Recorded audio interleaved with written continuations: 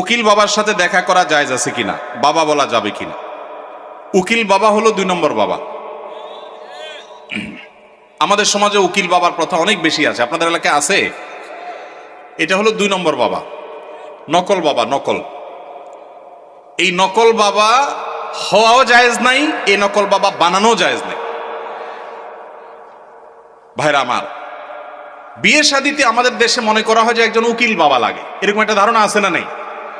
মেয়ের ইজিন আনার জন্য গায়রে মাহরাম একজন উকিল বাবা হয়, অনেক সময় যায় অনুমতি আনে। এইভাবে উকিল বাবা বানানো পরিষ্কারভাবে হারাম।